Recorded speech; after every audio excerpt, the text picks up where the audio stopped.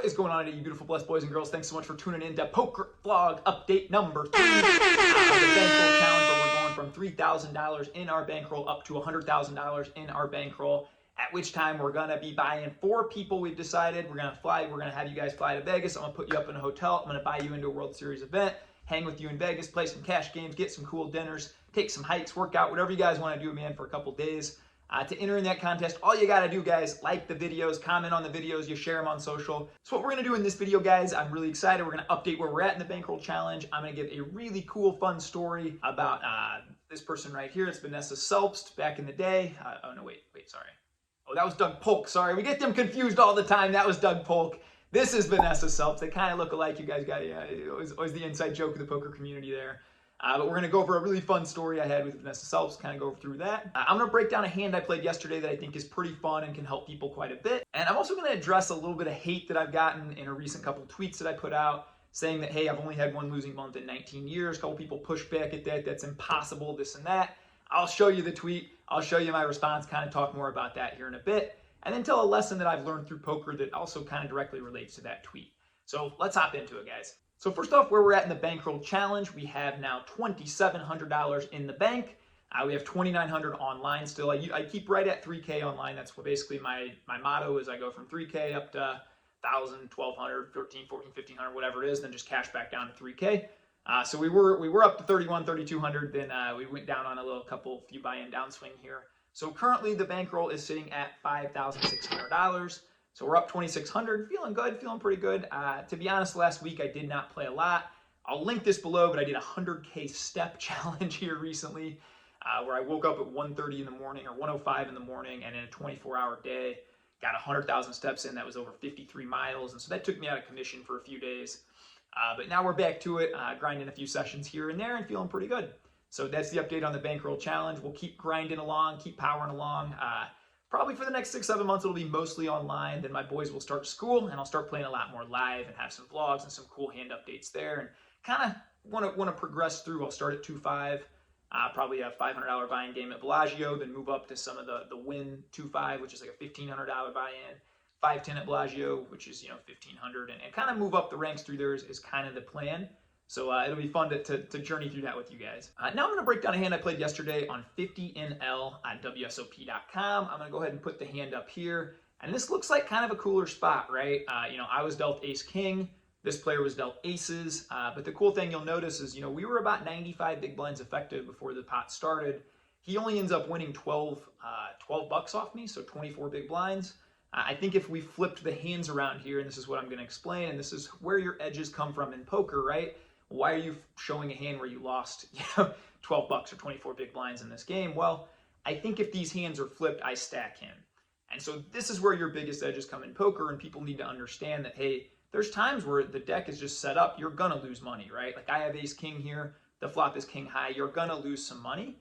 But the way I approach the hand and the way I approach the game allows me to lose a lot less money than I think if I had the aces, he has the ace-king, I'm fairly certain I stack him here. So let's get into the hand. So the villain here, he opens under the gun and he 4Xs. Now he is the fun player in the game. I will not call him a fish, but a fun player. He's playing to have fun, not necessarily to make money. He's limping probably 80% of hands here. Now I play 10 games at a time, but there's a reason I don't do anything else when I play poker. My door's closed in my office. The only thing I'm doing is playing poker. I'm taking notes on players. I'm very into the game, and this is exactly why. Because look, a guy just opens under the gun. You have ace-king. There's a couple stronger players in the big blind. It's going to be a mandatory 3-bet pretty much every time, right? Well, the thing is, this guy's limping 80% of the hands. He doesn't really raise much. So when he 4Xs under the gun, instantly alarm bells go off on my head. Now, sometimes fun players will just do this with like 9-4 suited because it's their favorite hand. They got lucky with it once or whatnot. So, I think like folding obviously is unreasonable. You have ace-king, it's super high up, but it is a mandatory 3-bet if a reg opens here. I'm going to 3-bet every time. But given that this is a fun player, I'm paying attention, he's limping a lot, I just flat the ace-king here and decide to play a flop deep in position with him. So that flop comes king-jack-8, and instantly he snap checks. I'm going to be honest, this is a spot where, again, it's pretty much a bet every time. I got top pair, top kicker. I need to defend against some draws that might be out there, queen 10, 9, 10, all this stuff. But alarm bells still going off in my head here. still just felt, man, maybe this is playing, 10, 12, 15 million hands of poker, but I had some kind of spidey sense here just telling me this guy just feels super strong, feels like he wants me to bet. So I actually checked back. So the turn comes pretty safe, and now he leads for 350, which is right under pot.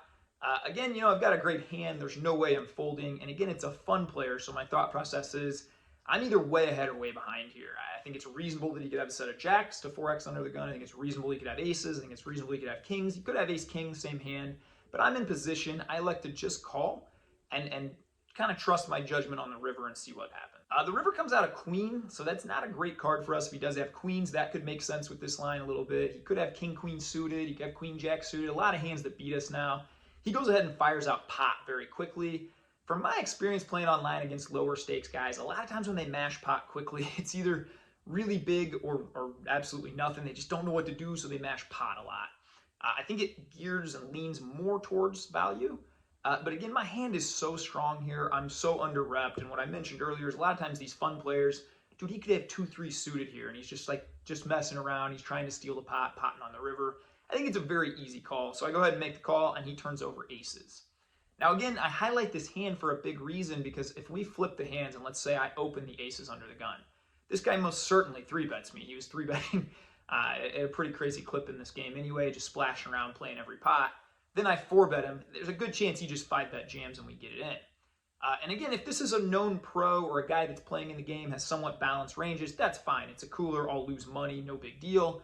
But this is a guy, again, who I'm paying attention and limps 80% of hands. So you've got to think about these frequencies here. If a guy's just limping 80% of hands, now all of a sudden he hasn't raised in 10 orbits and now he's just 4xing, that tells you a story. And so that's how you need to approach poker and think about it, especially these lower stakes.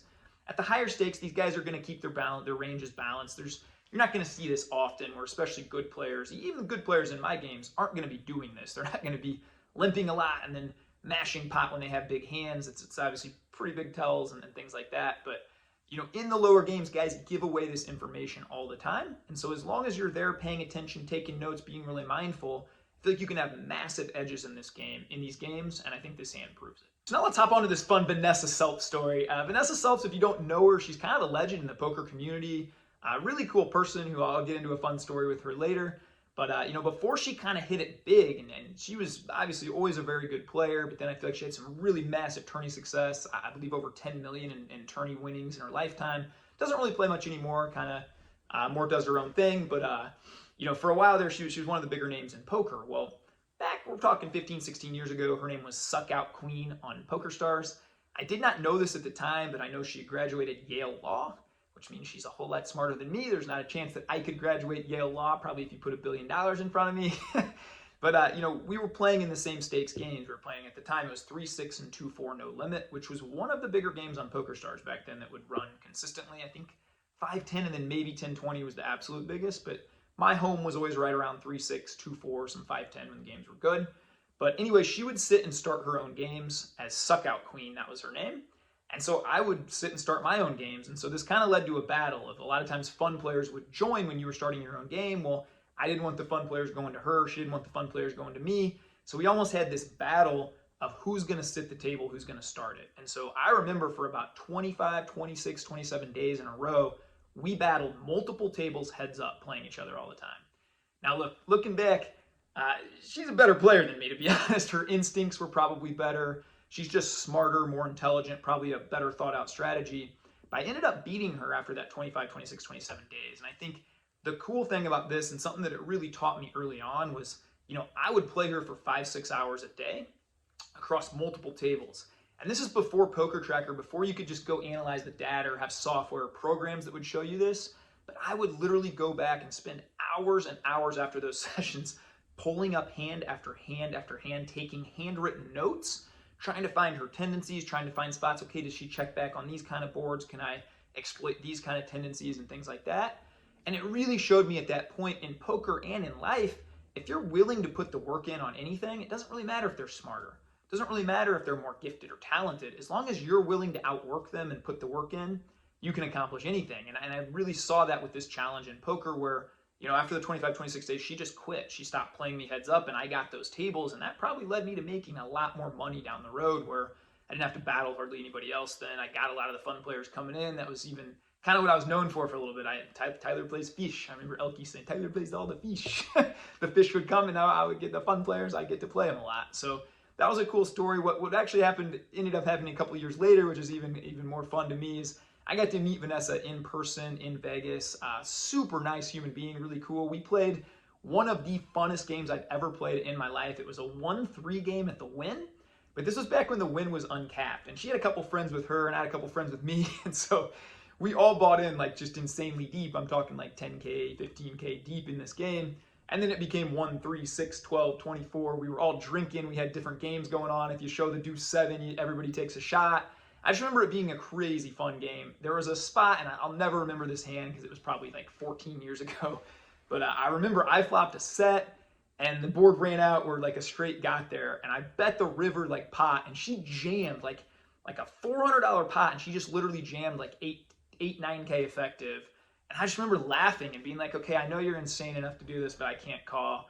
And I remember just sitting over there. I thought it over. I thought it for a couple minutes. I'm pretty tipsy at this point. I remember the second I folded, she just tabled like a pure bluff. Just started laughing, high-fiving. I think I high-fived her. She was a really, really fun person to play with. One of the most fearless people I've ever played against, and just a nice human being, to be quite honest. So that was my fun Vanessa Selbst story. So when I posted that, I'm doing this challenge and I've been playing poker almost 2 decades with only 1 losing month, I definitely got a couple people with pushback. Hey, that's impossible. That's statistically impossible. Nobody that plays poker can do this, right? I agree. If you're playing live poker, there's a 0% chance this can happen. You just don't get enough hands in. But I will say that, I think the reason that I've been able to do this is I play games that are, if you can tell by even the way I talk about poker, I could play at a higher level for sure. I've just kind of always chosen in my career to play in lower games that I'm going to be the best or one of the best players in. And I play high volume. I've always played back in the day on PokerStars, I played 24 games at a time. So even if I have small edges, and I used to play 6 to 8 to 10,000 hands a day, I was well ahead of pace for Supernova Elite before they banned that program, which at that time you could earn $112,000 a year just in rakeback. So that would mean even if I had a break-even month, I was making 9K just in rakeback. So it's very hard to lose when you're putting in that kind of volume. I offered to bet the guy who put this tweet out and said, hey man, I've been in Vegas 34 months. I deposited 1 time on WSOP, and I've cashed out every single month since. I'm happy to bet you and provide that. He declined. That usually happens. Don't be one of these guys on the internet either, man. It's all in good jest, but the guys, if you think it's a thing, just shoot me a DM, man. I'm happy to talk through it with you. But these people that never believe you, that this or that, man, you got to be full of crap. They wake up every day, they want to call people out online. It's a strange thing to me, but just don't be one of these people. But that kind of brings me to my other point of how I've been so successful in poker, and really one of the big lessons it's taught me, and that's no ego. And this guy's saying, well, hey man, why are you even wasting your time playing these games? Well, you should be playing the super high roller bowls and stuff if you're really this good, right? And my response to that was, dude, at this point in my life, I bet I'm the skill-wise not in the top 1,000 in poker, certainly, and maybe not in the top 5,000. I think there was a time in a day where I would have put myself in the top few hundred in the whole world at cash games at poker. I took it that serious. I studied a ton. I played a ton. At this point, man, I'm a husband first. I'm a dad first. I'm a business owner. I'm doing a bunch of different things besides poker. I don't spend a lot of time off the table studying, to be honest. So for me to think, yeah, just because I've won in the past, I should just be able to go play these bigger games and beat them. I think that's foolish and that's very unwise. And I think that's why a lot of people lose at poker, lose at gambling. In the first place is their big ego. And I told this guy, what good is it to be the 10th best player in the world if the 9 best players are sitting at your table too? Then you're the fish. You're the person they're going after. And so to me, it just makes a lot of sense. And I see these ego battles all the time where people are just, I want to play bigger stakes. They look at you better if you play bigger stakes. I mean, half the guys playing bigger stakes that I knew, it wasn't even their own money. They were backed. They were in a lot of debt, but they had this ego that they wouldn't move down and play these lower stakes. I play 50 NL. 100 NL online. That's the games that I play every day. Those are small stakes games. If I get crushed in a day, I'm going to lose a few $100. If I crush it, I'm going to win a few $100. But I've done this consistently my whole life. Now, it used to be bigger back in the day when it was my main sole income. But, still, even back then when I was playing 5-10 and 10-20, I could have been playing bigger, I'm certain. but I didn't want to handle the stress, the swings, and have losing months. To me, it's more fun when you're just churning out win after win after win. I do win about 80-85% of my sessions online. Now, again, I'm playing 10 games at a time. That helps. I'm getting the highest amount of rake back even on WSOP. That helps. So all these things factor in and help. But I think, if you're going to approach poker, if you're going to approach anything in life, you really need to check your ego, and you really need to say, on days I win a lot, I don't think I'm better than I am. I still know who I am. I can't go compete with, if I sit at a table with Doug Polk, with Joe Ingram, with any of these guys who are studying and playing and better than me, I will get absolutely destroyed. So you know what I don't do? I don't sit in those games. I don't play against those guys. I play against guys who are limping 80% of their hands, so I can exploit them in the way that I did in the hand that I just went over. So when you put yourself in these spots, and I think this is a very underlooked thing in poker, if you really want to take poker serious and make money for it, you need to look to focus more on putting yourself in better spots to win, even than increasing your skill set and getting better. If you want to have month after month of consistent wins like I have, and truly poker has changed my life. At 37, I got to fire my company, never wear a shirt and tie anymore, never go into an office, never sit in traffic. I'm my own boss every day. Big part of that is I have no ego and I win month after month at poker and invest the money and live below our means. So I hope this video has been cool for you guys. Give us a like, give us a comment, give us a share. You'll get points for that, man. I can't wait to fly out 4 people out here, put you in a WSOP event in 2023. Anyway, man, I hope you guys have the greatest day of your life. Thanks for tuning in.